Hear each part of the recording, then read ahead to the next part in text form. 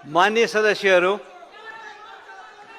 सदस्यहरू, हामीले संसदको कारबाहीलाई अगाडि लानको लागि के राख्नुपर्ने विषय दलीय आधारमै राख्ने हो, त्यो सभामुखको अनुमतिबाटै राख्ने हो, अनि वातावरण बनाएर कार्यसूची अन्तर्गत गएर हामीले छलफल गर्नुपर्ने प्रतिपक्षले राख्ने, सत्तापक्षले राख्ने र सम्पूर्ण सांसदहरूले राख्ने ठाउँलाई त्यो वातावरण बनाउने हो। त्यसले गर्दाखेरि यो वातावरण बनाउनको लागि मान्य सदस्यहरू आसन गर्नुहोस्। दलीय आधारबाट कुरा राखिसकेपछि हामी नियमित कार्यसूचीमा जानेछौँ।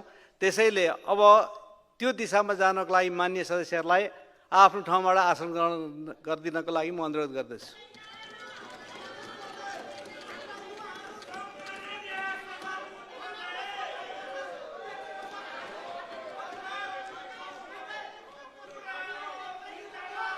मान्य सदस्यहरू, सदन 2 हप्तादेखि अवरुद्ध छ। सदन देशका समस्याहरू छलफल गर्ने सर्वोच्च निकाय हो भन्ने कुरा हामीले छलफल गर्नको लागि वातावरण बनाउनुपर्छ र त्यो वातावरण बनाउनको लागि बोलिरहनु भएको मान्य सदस्यहरू आसन ग्रहण गरौँ। म दलीय आधारबाट फेरि पनि मान्य सदस्यहरूलाई समय दिन्छु र हामी विषय अन्तर्गत छलफल गर्दै जाने वातावरण बनाउनुपर्छ, नत्र सभा सञ्चालन हुन सक्दैन। सभा सञ्चालन नभएमा संसदले गर्ने काम गर्न सक्दैन र संसद प्राणहीन बनाउने कामहरू नगरौँ। त्यसको लागि म मान्य सदस्यहरूलाई अनुरोध गर्दछु।